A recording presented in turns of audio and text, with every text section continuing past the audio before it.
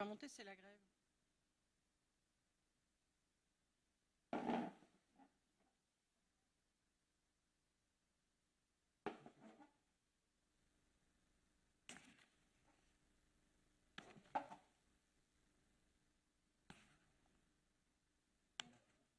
Il faut avoir des terres et non des hyper. Voilà.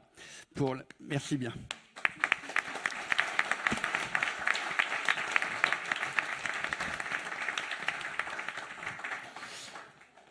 Merci beaucoup Robert Lévesque pour cette présentation riche et claire. D'ailleurs, Des terres, pas d'hyper, c'est la fédération que vous avez créée avec Martine Donnette. En quelle année? Il y a 2 ans. Il y a 2 ans. Voilà. D'accord. Justement pour pouvoir. Mais on s'était rencontrés déjà pas mal de fois et on s'est dit, il faut se dépêcher de créer cette fédération pour regrouper les combats. Et on est tous autour de la table, là, on est tous dans ce même combat. Oui, justement, pour pouvoir combattre ces magouilles, ces fraudes, ces aberrations. J'en profite pour terminer le volet du constat sur cette situation avec Philippe Pascot qui nous a rejoint. Savoir un petit peu, parce que lui a été de l'intérieur de longues années en tant qu'adjoint au maire, conseiller régional. Mais j'ai jamais mis la main dans la confiture. Qu'est-ce que vous avez pu constater, Philippe, par rapport à des fraudes, des magouilles, que ce soit sur ces questions de l'aménagement du territoire ou autre? Quelle est la réalité? La réalité, c'est que je vois beaucoup d'accointances entre les politiques et l'économique et les faiseurs de miracles qui sont, en fin de compte, des détresses totales pour les gens. On nous vend du rêve, on nous vend de l'espoir, et en fin de compte, on va récolter que du malheur et de la misère. Moi, je suis plutôt sur un secteur des élus politiques et sur l'éthique des hommes politiques, mais je m'aperçois que ça rejoint, en fin de compte, le combat de mes camarades, mes amis. Quand je dis camarades, je ne suis pas communiste. On se met d'accord. Je fais gaffe parce que le moindre mot qu'on dit à un moment donné, tout le monde interprète. La dictature des mots. Ouais. Donc, les amis qui sont autour de la table, parce que ça se rejoint en fin de compte, parce que tous ces gens-là dont on vient de vous parler aujourd'hui sont les mêmes que moi je rencontre au niveau du politique. C'est-à-dire des gens qui font toute leur vie sur une seule chose, sur le profit. Or, nous, notre vie de citoyen, d'individu, on aurait plutôt tendance à la faire sur le partage. Et il y a un gros problème entre les deux. Parce que le profit chez ces gens-là, par définition, c'est seulement pour quelques-uns. Le partage, c'est pour tous. Mais le pire, c'est que souvent, ces gens-là nous font croire qu'ils travaillent pour le partage. Nous font croire qu'ils travaillent pour notre bien. Ce qu'a dit ma collègue à côté est éminemment véridique. On vous emballe les choses comme en politique. On vous fait croire que les élus vont avoir un casier judiciaire vierge. On le met dans le programme, page 27. On en parle à la télé.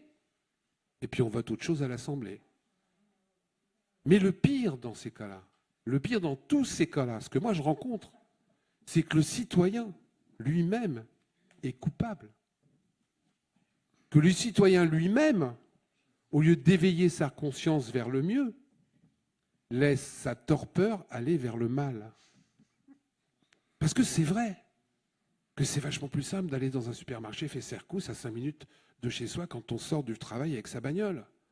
C'est vrai que c'est plus simple d'appeler un type anonyme ou une voix, maintenant ça même être des voix d'intelligence artificielle, pour commander vos victuailles que vous prenez à l'arrière de votre coffre en disant même pas merci à la personne qui vous a servi.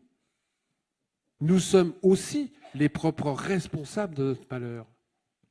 Nous laissons faire ces gens-là. Parce que réfléchissez, comme pour les élus, je dis toujours ça dans mes conférences. Un élu, c'est mon employé. L'argent qu'il dépense, c'est mon pognon. Et je ferme ma gueule et je dis rien. Et je vote sans regarder. Et tous les 5 ans, je vote pour des gens et je les laisse faire. Et je laisse construire des gens des supermarchés qui, quelque part, vont détruire, pas seulement l'agriculture, vont détruire notre vie quotidienne, vont détruire notre santé, vont détruire notre porte-monnaie, parce qu'on croit que c'est pas cher. Mais elle vient de vous en faire la démonstration. pour les emplois qu'on vous promet, quand on fait la vraie soustraction de ce que ça a coûté, ce n'est pas des emplois, c'est des gouffres financiers, cooptés par des élus. Je pèse mes mots. Il y en a dans la salle? Il y a des mecs de la DGSI dans la salle, en général, ils en envoient 2. Quand il y a Étienne et moi, ils en envoient 4. Notez bien, hein. Des élus corrompus. Je pèse mes mots. Parce que malheureusement, nous sommes en train de nous diriger vers une société que l'on détruit, que l'on haït dans d'autres contrées, qui soi-disant sont des sociétés corrompues. Bâche là-bas, c'est pas beau, en Colombie, en machin, c'est tous des... Non, non, attention les enfants. En Italie, n'en parlons même pas. Mais non, nous en France, on n'est pas comme ça. Hein. Non, il n'y en a pas. Non, chez nous, il n'y en a pas. Non, je le dis toujours, ils ne sont pas tous corrompus, madame. C'est plus on remonte en haut de la pyramide, et mon geste n'est pas maçonnique, plus on remonte en haut de la pyramide, plus on en trouve, madame. Et en ce moment, malheureusement, et je le dis haut et fort, notez les mecs de la DGSI, en haut de la pyramide, en ce moment, il y en a pas mal. Et en plus, des gens qui nous ont fait croire le contraire de ce qu'ils nous ont vendu, comme pour les supermarchés. C'est-à-dire qu'on nous a vendu du rêve, on nous a vendu de l'espoir. Et en fin de compte, je vous le dis, tiens, je vous donne un scoop pour aujourd'hui, à partir de l'année prochaine, du 1er janvier 2019, les retraites passent à 65 ans. On est content, hein? Et le pire, c'est que les gens vont être heureux. Ah, attendez, j'ai oublié de vous dire, putain, c'est vrai. C'est-à-dire que vous pouvez partir à 62 ans, mais vous aurez un malus sur votre retraite. Si vous partez... Non, je vous jure que c'est vrai, ne rigolez pas, c'est vrai. Si vous partez à 63, vous aurez plus 10% de recettes. Si vous partez à 65, vous aurez plus 20% de recettes. Puis moi, je suis un type con. Si, c'est vrai, madame, je n'ai pas l'air, mais je cultive. Je lis les textes de loi jusqu'au bout. Et vous savez ce qu'il y a tout en bas de la loi? Il y a marqué que les 20% que vous aurez, si vous bossez jusqu'à 65 ans, ne sont valables que 1 an. Je vous jure que c'est vrai. Comme pour les supermarchés, ces gens-là nous vendent du vent, et en fin de compte, on ne récolte que de la tempête. Mais, et j'aime bien le positif, on peut se reprendre en main. Le citoyen, aujourd'hui, peut lutter contre les supermarchés. Pourquoi ces gens-là réussissent à gagner? Alors vous avez les élus corrompus, c'est vrai, mais c'est nous qui les élisons, les élus corrompus. C'est nous qui faisons pas grave, parce qu'il est de notre famille. Ah non, il est de ma famille, celui-là, il est bien. Celui qui est méchant, c'est de l'autre famille. C'est jamais de sa propre famille. Parlez-en Fillon. Je connais bien l'histoire de famille. Et je trouve des gens qui disent, mais attends, il n'a pas eu tort, Fillon. Moi, je suis effaré, parce que on va parler de l'économique, je vais parler un petit peu de mœurs. Moi, sur mes écrits, sur les 4 livres que j'ai faits, j'ai plein d'élus qui ont fait des choses pas bien avec des femmes. Quand je vous dis des choses pas bien, j'en ai un qui se mettait à poil tous les samedis dans sa mairie, il gardait que ses chaussettes. Je vous jure que c'est vrai. Que ses chaussettes. 8 femmes ont porté plainte. Ça a été la croix et la bannière pour ces femmes-là. Ce mec se représente, il est réélu. Qui est con? Parce qu'il n'a pas été réélu que par des femmes. Ou pas que par des hommes. Aujourd'hui, vous pincez les fesses à une femme, vous avez un procès. Le mec, il a violé, il a détourné, etc. Je revote pour lui. Qui est con? Nous? Quand vous avez un supermarché qui détruit tout, pourquoi on y va? Mais même s'ils font les lois, madame, c'est nous qui votons pour eux. Il y a un moment donné, il faut aussi se prendre en main. Même si on est contre les supermarchés, c'est nous qui allons y acheter. Je vais vous donner un truc qui me rend fou dans les supermarchés, les caisses automatiques. Il y a 10 ans, ils ont commencé à faire ça à Grenoble. J'ai dit, attention, les caisses automatiques, c'est 60 caissières qui vont plus avoir de travail. Eh bien, je vois plein de gens qui vont quand même aux caisses automatiques. Ben ouais. Moi, je refuse d'aller aux caisses automatiques. Déjà, je vais pas aller faire. Alors. Mais madame, on me fait ce discours à chaque fois. Non mais c'est un faux problème. C'est un faux problème. Attention. Oh là, ça part très fort. C'est un faux problème. Je supporte pas moi non plus, et je vous le dis, les gens qui sont pas sympathiques dans leur travail. Et je vais vous prendre un exemple bien précis qui s'appelle la Poste. Quand on organise, madame, le burn-out des gens, quand on organise le fait que les gens ne sont pas bien dans leur travail, quand on organise le fait qu'il n'y a plus qu'une seule caissière derrière la Poste. Quand on organise que le fait que les mecs qui font la tournée Exactement. de la Poste, eh ben les gens râlent. Mais c'est organisé parce que on leur donne plus de travail, on leur donne du travail, mais ils sont mal payés. Donc ces gens-là n'ont pas forcément envie de sourire. Donc vous les engueulez. Mais c'est organisé. Donc c'est pas contre eux qu'il faut râler, madame. C'est pas contre la caissière qui est en 3-8, qui fait 3 heures de transport, qui se fait engueuler toute la journée par aussi des gens qui sont malveillants qu'il faut gueuler. C'est contre les patrons qui exploitent ces gens-là de façon malhonnête. Dites-vous bien une chose, madame, c'est que quand les petits s'engueulent, les gros se régalent. Et c'est un bonheur que les petits s'engueulent. C'est un bonheur de faire des leurs, comme l'a dit ma collègue. Parce que les gens, malheureusement, comme ils ne sont pas assez éveillés dans leur conscience, eh ben, ils suivent les leurs. Ah oui, c'est bien. On supprime les privilèges de tous les travailleurs. C'est pas normal que ces gens-là aient un peu de privilèges. Moi, j'en ai pas, je veux qu'on le supprime aux petits. Mais le gros connard en haut qui vient de se faire 9 millions de retraite chapeau en travaillant 2 ans, qui va l'avoir à vie? Ah bah lui, c'est normal. Hein. Comme nos élus. Parce que, très honnêtement, moi je suis sur le secteur des élus. Je vous le dis aujourd'hui, vous notez bien hein, pour faire les rapports. Hein. Aujourd'hui, il n'y a rien qu'à changer. Hein. Bah, c'est ce qu'on dit, La soupe est toujours aussi bonne. Les marchés publics sont toujours aussi truandés. Les élus s'en mettent toujours autant dans les poches. Et malheureusement, et c'est là où je vois que la société n'est pas encore prête, les nouveaux députés qu'on a élus qui, soi-disant, devaient ne pas se laisser bouffer par la soupe. Ah bah tiens. Eh ben, la soupe est bonne, hein. Il y en a un qui a démissionné. Oui, il y en a un. Les fouettes. Mais je suis sûr que ça s'appelle du pétain. Là. Si vous ne connaissez pas 14-18, un peu d'histoire, on en prend un tous les 10, on le fusille. Les 9 autres ferment leur gueule après. Bah oui. Donc le système est vachement bien rodé. Mais encore, je voulais juste terminer là-dessus, parce que je peux parler pendant 3 heures et j'ai d'autres collègues qui doivent causer. Nous sommes les propres coupables, souvent de notre propre malheur. Nous ne prenons pas en main notre destin. Si on ne voulait pas vraiment... Et moi, j'ai gagné des combats, très honnêtement, j'étais tout seul. Les gens disent, mais attends, tu ne vas jamais y arriver. Nous sommes encore dans des pays où on peut se lever et dire. Nous sommes encore dans des pays où on peut se lever et faire. Moins il y aura de contre-pouvoirs, plus les dictatures s'installent. Moins on laissera s'installer la non-transparence, l'opacité, plus les abus vont se faire. On peut gagner. Parce qu'il y a encore des lois, il y a encore quelques juges. Alors c'est difficile, alors c'est dur, alors ça prend du temps, il faut trouver des femmes comme ça, qui jour et nuit bossent sur son dossier, le connaissent par cœur, parce que tout ce qu'elle a dit est vérifiable. Tout ce qu'elle a dit est vrai. Moi, il y a des trucs que je ne savais pas, je saute au plafond. Comment ces gens-là peuvent nous mentir jusque-là? Comment ces gens-là peuvent nous manipuler jusque-là? Comment nous, on peut se laisser faire? Alors que nous avons les solutions dans la main. Nous ne sommes pas, moi j'ai été dans des pays du monde entier, ce que je vous dis aujourd'hui, il y aurait déjà un camion qui serait venu me chercher, qui m'aurait envoyé en Sibérie, où je serais découpé en brochettes en train d'être vendu pour les pays d'Afrique que j'ai fait, sur le marché. Mais je vous jure, je l'ai vu. On peut encore le faire, mais on n'arrive pas à s'emparer de notre citoyenneté. On vote pour un mec, et puis on s'en occupe plus, on laisse faire. Et quand on vote, parce qu'aujourd'hui, je vous le dis, les gens qui militent pour l'abstention hors vote, je pèse mes taux, DGSI notés, sont des gens manipulés. J'ai aujourd'hui, dans la démocratie, puisqu'il y a aussi une notion de démocratie, des sénateurs qui ont été élus avec 11 voix. Les mecs ne font plus de campagne électorale, ils font des dîners.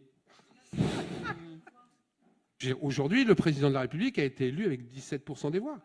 Aujourd'hui, attendez, monsieur, je n'ai pas terminé. Je vous laisse parler tout de suite après, merci. Aujourd'hui, il y a des endroits où il y a 80% d'abstention, hors vote. J'ai des gens qui ont été élus. Le dernier député, vous savez, les députés du Val d'Oise et de Belfort, là. Le député de Belfort a été élu avec 0,9 électeurs sur 10. Moins de 1 électeur sur 10. Oui, aux dernières partielles. Moins de 1 électeur sur 10. Et pour la petite histoire, le député qui a été élu et son suppléant sont des gens qui étaient condamnés. En plus. Pour la petite histoire. Moins de 1 électeur sur 10. Est-ce que c'est ça la démocratie? On est bien d'accord, je suis en train de vous le dire. Mais moi, ce que je demande aux gens, et je pèse mes mots. Mais si j'en connais quelques-uns, monsieur. Moi. Mais non, j'en connais, monsieur. Monsieur, une seconde. Encore une fois, monsieur, Il va y avoir des séries de questions-réponses. Je pense toujours, j'ai le problème pour ça. Je suis désolé, je ne suis pas un bourgeois. Je l'ai dit en début de mon intervention, tous les élus ne sont pas pourris. Il y a 700 000 élus en France. 700 000. Il n'y a pas 700 000 pourris. Moi, je connais une foule d'élus qui dépensent plus que ce qu'ils gagnent en indemnité. J'en connais plein. Mais je ne suis pas là pour mettre des... Je suis là aussi pour dénoncer un système, monsieur. Ce que je dis, par contre, c'est qu'il y a des élus pourris à droite, il y a des élus pourris à gauche, il y en a au centre, il y en a au FN, il y en a partout. Et je redis, monsieur, écoutez, je le dis une deuxième fois. Sauf, cher monsieur, que plus on remonte dans la pyramide, je refais mon geste maçonnique qui n'en est pas un, plus il y a des élus corrompus. Je vais juste vous donner un exemple bien simple. Est-ce que vous savez combien coûte une campagne présidentielle? J'ai le chiffre. 50 millions d'euros. 50 millions d'euros. Et qu'on ne me dise pas que ce n'est pas vrai, il y a un mec qui s'appelle Sarkozy qui s'est fait gauler. 50 millions d'euros. Vous les avez? Moi, je ne les ai pas. Et quand on réfléchit de façon pragmatique, les gens qui ont payé sont à côté, ceux dont on parlait, entre autres. Quand je vous donne 4 ou 5 millions d'euros pour une campagne, parce que quand ça coûte d'argent, je veux un retour. Vous pouvez vous asseoir, monsieur, je vous laisserai parler après. Je veux un retour sur investissement. Mais, monsieur, vous ne m'avez pas écouté. Monsieur, encore une fois, vous ne m'avez pas écouté. Je peux le redire une troisième fois. Je peux le redire une troisième fois. Ça s'appelle un dress code. Je le redis encore une fois parce que il y a tout. Non mais ne vous inquiétez pas, il y en a toujours un comme ça dans la salle, c'est normal. Ça s'appelle la démocratie. Ça s'appelle la démocratie. On voudrait continuer, s'il vous plaît. Ne vous inquiétez pas parce qu'on va Non mais monsieur, vous avez raison. Un micro à la salle pour poser quelques questions avant de passer à la dernière partie. Je recommence. Il y en a toujours un dans la salle qui n'entend pas forcément ce que je dis quand je dis que tous les élus ne sont pas pourris. Mais c'est normal parce que dès qu'on commence à parler de quelque chose comme ça, les gens, c'est un espèce de miroir et ça les renvoie vers eux-mêmes. Il n'y a pas un endroit où je passe où le mec dit « Mais attends, tous les élus sont... » T'es quoi, toi? T'es élu? Oui, bah oui, je comprends. J'ai pas dit que toi, t'étais pourri. Je parle du système. Et c'est vrai que j'ai un problème par rapport à ça. Parce que quand on parle du système, les gens ne sont pas d'accord.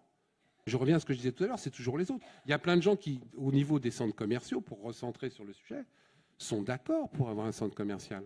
Parce que c'est vrai que quand on ne veut pas regarder les problèmes jusqu'au bout, c'est pratique, un grand centre commercial. Tu as tout sur place, tu peux tout acheter, il y a de la belle musique. Si, dans les bons centres commerciaux, il y a de la belle musique. Maintenant, il y a même des trucs, quand vous allez passer, il y a des publicités qui s'allument pour vous dire ce que vous avez besoin. Vous allez voir, c'est génial, on y arrive.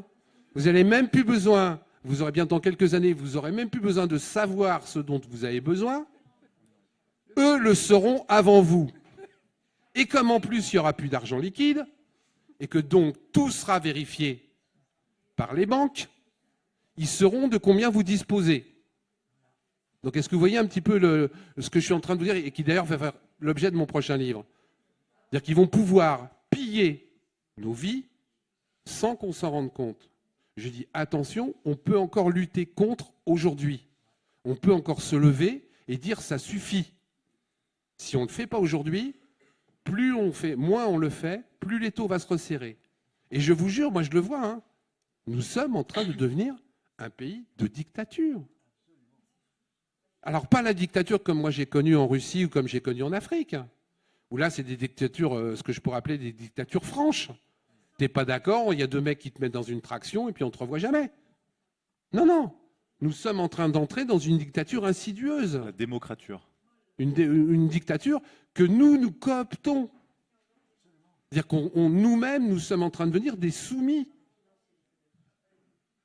L'économie qui est en train de nous bouffer complètement, où chacun va travailler pour sa gueule. Moi je dis, et je vous l'annonce aussi un scoop, dans les mois prochains, l'économie, faut que je baisse ce truc-là, je lève la tête, l'économie française va aller mieux.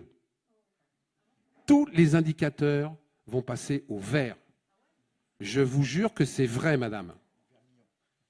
Ça dépend comment on interprète les choses. Alors je vais vous dire très honnêtement, je vous assure que tout le monde va avoir du travail. 3 petits boulots, mal payés, pas protégés. Il va y avoir moins de chômeurs, je vous jure que c'est vrai, mais beaucoup plus d'esclaves. C'est ça la société qu'on nous prépare demain. Et le pire, si on ne se bat pas, c'est la société qu'on va coopter. Je rappelle quand même qu'il y a certains pays comme l'Angleterre où il y a ce qu'on appelle des contrats 0 heure. Tu es assis sur une chaise, t'attends, ton patron vient te chercher, il t'embauche un quart d'heure et après il te renvoie. Et tu te rassois sur la chaise parce que le mec d'à côté, si tu ouvres ta gueule, il va prendre le quart d'heure. On nous glisse vers cette société, on a cassé le code du travail.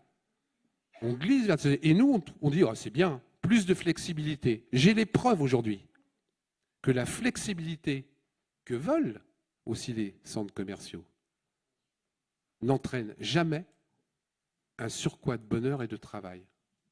La flexibilité, ça entraîne juste des petits salaires précaires qu'on additionne justement pour dire qu'on a trouvé du travail à tout le monde, mais on oublie de vous dire que c'est 3 petits boulots dans la journée. Pas de sécurité sociale ? Non, parce que n'oubliez pas, on ne cotise plus maintenant. Ça va être bien pour vous, vous allez gagner 50 € sur vos salaires. Alors après, pour vous assurer, il faudra en sortir 200. Hein. Mais ça, c'est votre problème, c'est plus le mien. Puis après tout, c'est de ta faute, t'as qu'à bosser, bonhomme. Les feignants, on n'en veut pas. Vous voyez ce qu'on est en train de préparer gentiment ?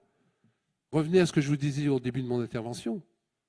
Une société basée uniquement sur le profit. Moi, ce que je veux pour mes enfants demain, et j'en ai 6, je voudrais plutôt une société basée sur le partage. Et je le redis pour le monsieur là-bas, tous les élus ne sont pas pourris.